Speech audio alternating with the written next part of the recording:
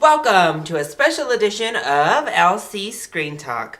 My name is Larry, and today we're going to discuss all of the Oscar nominees, and I'll give my predictions on who I think should win each category and who I think ultimately will be taking home that trophy come Oscar night. We have a ton of categories to get through, so let's just jump right into it, shall we? Unfortunately, I haven't seen any of the Best Foreign Film nominees, so who I think should win, can't really say, but who will win, Son of Saul. It's gotten a lot of esteem throughout the season, and it's picked up plenty of awards along the way. It looked like a no-brainer on this one. As for Best Documentary Short Film, also haven't seen any of them. I'm sorry, I know. So I'm going to go ahead and just say Last Day of Freedom will win because my should win again. Not really sure. When it comes to Best Documentary Feature-Length Film, I've only seen Amy, and I thought Amy was really thought-provoking, really deep, and deserving of the Oscar. So I think should win Amy, and since it's been picking up those awards throughout the season, I think Amy also will win. As for Best Makeup and Hairstyling, I've seen 2 out of the 3 films, and I think Mad Max by far has had the best makeup out of any film this year. Didn't really have any hairstyling, but it did make a hairstyle choice of going bald, including with Furiosa. So I think who should win will win, and that's Mad Max Fury Road. I really enjoyed all 5 nominees for Best Live Action Short Film. Ave Maria and The Stutterer were the 2 lighthearted ones. I really found The Stutterer in particular charming. Unfortunately, neither one of them has a shot at winning. Everything Will Be Okay was my least favorite of the bunch. It was really heavy. Also, I think it was a little too heavy-handed, a little bit too real, and I don't think it has a shot at really winning either. So that leaves us with Day One and Shock. Day One I found a bit over the top, a bit heavy-handed as well, as emotionally impactful as it was, but it's the only U.S. entry here, and this is not the Hollywood Foreign Press, so we have to take that into account when thinking of who might actually take home the award. Shock, to me, by far the best film in this category, so I think it definitely should win. It was so powerful. It had such a story to tell. All in the limited amount of time it does it was simply spectacular. Amazing performances, an amazing script, just a complete gut punch. And I think that's why, even though it's not from the US, Shock will win as well. What a wonderful, well-rounded category we have for Best Animated Short Film. Sanjay Super Team is Pixar's offering here, and it has a minority in the lead character for the first time in a Pixar short film. That's exciting. It also has, by far, the best animation and best visuals, which is no shock since it's from Pixar. However, it was a little bit light on story, and really didn't dig deep into the relationship it depicted, thus, it's not going to win. We Can't Live Without the Cosmos provided a great, heartfelt story, but was really weak in its hand-drawn animation style, and kind of the most forgettable out of all of these, thus also isn't going to win. We have Prologue that had the most creative and out there animation style, but in the end it was minimalistic, although very detailed and very graphic, with not much of an actual story to tell, although the message is clear. Prologue isn't going to win. So that leaves us with A Bear Story and World of Tomorrow. Who I think should win? A Bear Story. I think this was the most well-rounded, best short film here. The animation style is charming and wonderful and expertly executed, and the story was just so heart-wrenching, and it had a nice underlying message. I think it just was the best all-around film. Unfortunately, I don't think it will win, and I think World of Tomorrow will take home the trophy. It had by far the worst animation out of any of the 5 nominees, and that bumped it down for me. However, I do think that the, stick figure drawings and very low budget animation style were done on purpose to contrast the high technology that they were going for and speaking of. And the script is by far the biggest plus for this film. It's actually the only nominee here that has dialogue, and the dialogue is satirical. It has so much to say on the world and the technological advances we're making, and how it's all just dehumanizing us and what we're going to become type thing. So I think the Academy's going to just eat that up. I just would have preferred a film that encompassed all the animation category needs to encompass. So for Best Sound Mixing, I think the top film in the category is the one that should win and will ultimately win, and that's Mad Max Fury Road. And that leads us right into sound editing. Again, who should win, will win, and that's going to be Mad Max Fury Road. I don't think there's any film this year that utilized sound as effectively as Mad Max did, from the sounds of the different vehicles and the people, the music, all of it just came together perfectly, including that wonderful guitar guy. So my favorite song from a film this year didn't get nominated, and that was See You Again from Furious 7. Ugh, Academy, you continue to do this to me in this category. Out of the nominees listed, I think Earned It from 50 Shades of Grey should win. That's right, I think 50 Shades of Grey should be dubbed an Oscar winner. The music is just really fantastic, The Weeknd gives an amazing performance, and it fits really nicely into the film. However, I think Writing's on the Wall from the latest Bond movie, Spectre, is going to win. I think it is definitely a weaker entry in the Bond franchise. It's still a solid song. Sam Smith definitely sells it with his signature amazing vocals, and the writing is good. It just doesn't live up to past Bond songs, and it doesn't live up to really any of the songs in this category it's up against. For Best Original Score, I think this is a pretty solid category. Would have liked to see Fury Road get in, but they got plenty of nominations, so I can't cry too much. However, I think this is just clear cut. Who should win, will win, and that will be The Hateful Eight. What an amazing score. You could tell if you went and saw it in 70mm, they had that overture to start, and the score just swept you in right from the beginning. So I think it definitely deserves to win, and I don't think the Academy can rightfully give it to anybody else, so I think it'll take home that award. So the costumes in all 5 nominees were very well done. However, I am a little bit sad that Crimson Peak and the lack of enthusiasm for that film cost it a nomination in this category, because the costumes were outstanding there. And I think the costumes are also outstanding in Cinderella, and I think that film deserves to win. So that's my should win. They just were so gorgeous, and probably the best aspect to a very solid film. However, I don't think Cinderella really has a chance at winning. I think this comes down to either The Revenant or The Danish Girl, and I think in the end it's gonna come down to The Revenant. I actually think The Revenant might be my least favorite costuming out of the 5 nominees, but it has all the momentum. It does capture the era in which it's set. The costumes are well executed. I think it's taking home the award. Again, for production design, I think Crimson Peak got shafted out of a nomination.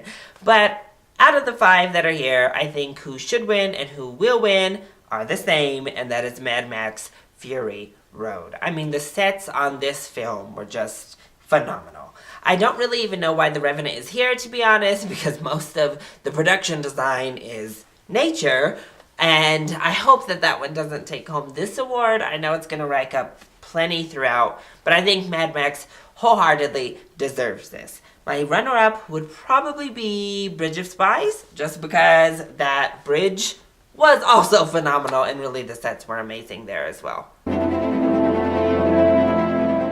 Another great category. Good job, Academy. I think Spotlight's editing was just so seamless, and that's really what you want from editing in most cases. But it's just too seamless to get this award. There was nothing special about the editing in Spotlight. Same thing with The Revenant for me. I think the editing was well done and seamless, but it's not really in the running here. I think that Star Wars had great editing, but no. Really, this award is going to come down to The Big Short or Mad Max Fury Road. And I myself am very torn on who I think should win this award. But I'm going to go with Mad Max Fury Road. It may be a bit of a biased opinion, but I think the editing was flawless in this film. Flawlessly edited film to create such an epic scale of an action movie that also has such artistic integrity. However, it is facing stiff competition because The Big Short just had such energetic, kinetic, crazy editing that it really was distinctive from the rest of the entire films last year. It was amazing to watch, but I think that The Big Short is just too divisive to get the votes it needs, so I think who will win is also Mad Max Fury Road. Again, very solid crop of nominees. Again, not to hate on The Revenant, I promise. Outside of that bear and the bear scene, I don't really know where the visual effects are in this film, but that's last for me just because I don't think there were enough visual effects to actually warrant a victory. As amazing as both Ex Machina and those robotic visual effects were, I don't think it really has a chance at winning, but I'm really happy it got the nomination. Same thing with The Martian. They were fantastic. I just don't think it's going to win here. It really comes down to Star Wars The Force Awakens and Mad Max Fury Road. You guessed it. I definitely think Mad Max Fury Road should win this category. The mixture of practical and CGI effects here was astronomical. It was just breathtaking, awe-inspiring. I haven't seen better visual effects in years. I can't believe what they accomplished on Mad Max Fury Road. However, I think who will win is Star Wars The Force Awakens. It garnered 5 nominations, which kind of was a shock to everyone, a very pleasant surprise, if you will. And I think the visual effects were very well done, outside of one character in particular who I thought didn't look so hot. And I think that's the main reason I wouldn't personally give it the award, but I think the Academy is going to want to award Star Wars somewhere, and this is the category where the Force wins.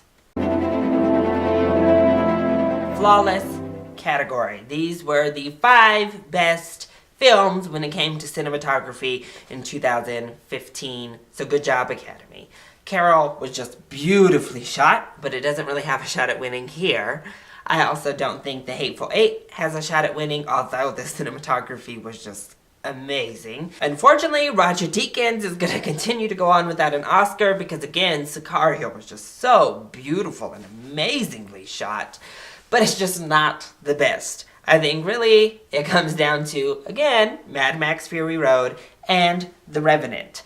I think who should win will win, and this time I'm going to say The Revenant. This award was going to Mad Max Fury Road for me all the way up until January of 2016 when I finally saw The Revenant, and then it completely took over. The cinematography is flawless in this film. I mean, completely flawless. It blew me away, it floored me, and I really couldn't justify giving this award to any other film, so I think it definitely has the Oscar.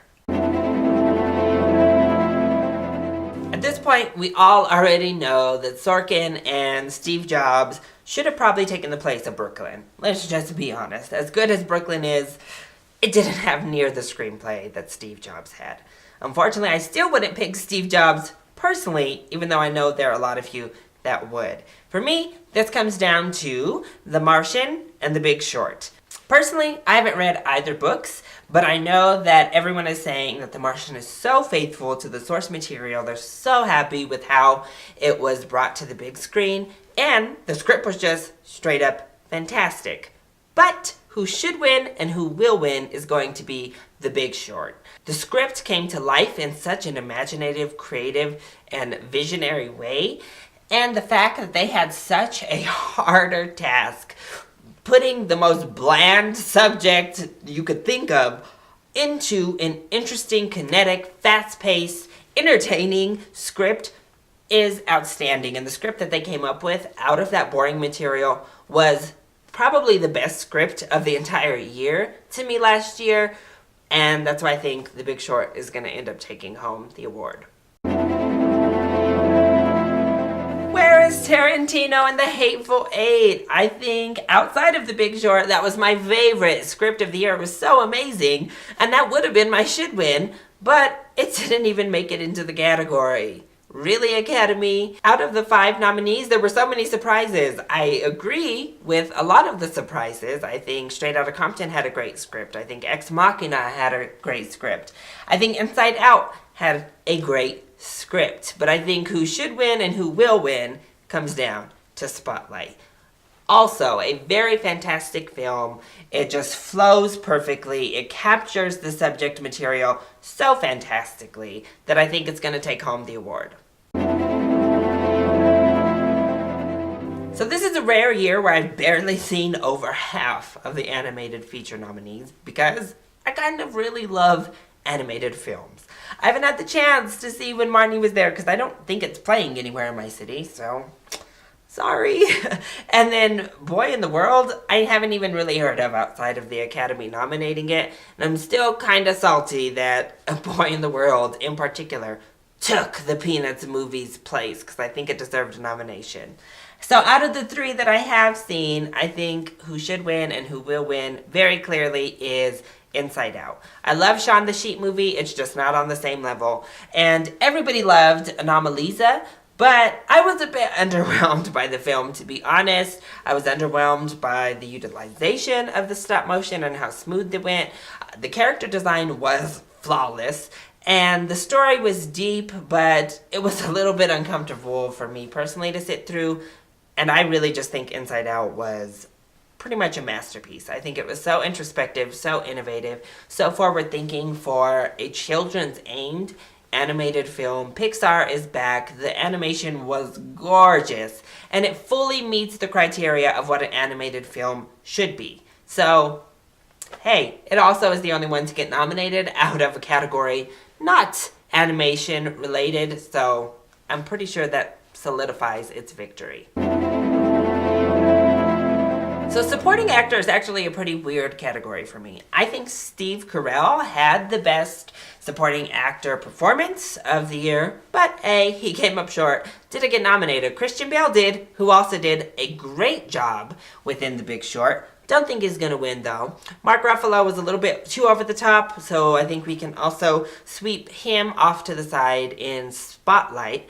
That leaves us with Sylvester Stallone, Mark Rylance, and Tom Hardy. And I think the winner is going to come out of these 3. So who should win? Tom Hardy. What a fantastic performance he gave. In some aspects, even better than Leonardo DiCaprio's performance. He was amazing in this film. Plus, Tom Hardy turned in 3 amazing performances this past year. The Revenant just happens to be the one he got nominated for. But I think who will win is Sylvester Stallone. I know this is an unpopular opinion, but I think he by far had the weakest performance out of any of the nominees, and I would have personally given his spot to Steve Carell and or Idris Elba. But he's here, he's been winning award after award, he's the sentimental favorite, and I think the sentimentalism is really the only reason everybody's been rooting for him so hard this award season. And I think the Academy is going to vote with their hearts, and they're going to give it to good old Sly. Best Supporting Actress this year is one of the most competitive awards of the entire night, and is definitely the lone competitive award of the acting categories this year. Rachel McAdams was a shock, and she's by far 5th place in this category. Sorry, I love you, Rachel, but it really wasn't that great of a performance. It was just good. Jennifer Jason Leigh, I thought, was very strong in the film. Just, she's up against too stronger competition. She comes in 4th. Rooney Mara would be in my personal top 2 because she was amazing and in many ways even better than Cate Blanchett, or at least able to stand toe-to-toe with Blanchett, who was also amazing. But she hasn't had any steam, any momentum in the award season, so I don't think she really has a chance to win. It comes down to Alicia Vikander and Kate Winslet. Now, we all know I've had a problem with Kate Winslet's performance solely due to the accent. I think that is the main detraction from what she did, because she injected all of the heart, all of the soul into Steve Jobs, and I really do think she gave a great performance, But if you can't master that accent, and if you keep coming in and out of it or changing it, I think it really leaves a lot to be desired from both a character standpoint and just a straight performance standpoint.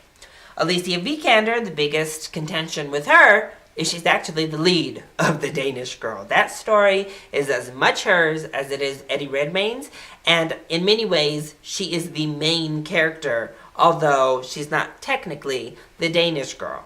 However, I think who should win will win, and that's going to be Alicia Vikander. I think she gave by far the best performance from any actress in any film this year, and at least top 3 acting performances, male or female. I think that the SAG Award really sealed the deal, and thankfully, if everything goes as it should, she'll take home the award on Oscar night. So for Best Lead Actress, again, I was a little bit shocked that Jennifer Lawrence got nominated. She was very good, so I don't know why I was so shocked, but hey, she snuck into the award. But she doesn't have a chance to win this. Sorry to all the J-Law fans and the Golden Girl herself. This really should be between Brie Larson and Cate Blanchett. And I think who should win, will win. It's going to be Brie Larson. It's been a foregone conclusion for months, and a very well-deserved foregone conclusion because she was amazing. This was a revelation for Brie herself. Cate, you'll have plenty more chances. You already have a couple Oscars on your mantle. Brie, this is your year. You delivered such an amazing performance with such layered, deep, difficult material. It couldn't go to anyone else but Larson. Point blank, this is Leo's year. And there was contention leading up to the actual award season itself, but I think it's pretty clear now. But I am proud to say that Leonardo delivered my favorite performance of the year. I thought he should win the whole time. And I think it's finally evident to everyone that he's going to get that Oscar. He's going to win. He's won all of the lead-in awards, not just the Golden Globe this time. And people will be outraged if he gets snubbed yet again. So now, Best Director. Adam McKay is an Oscar-nominated director. Who would have ever thought that was going to happen?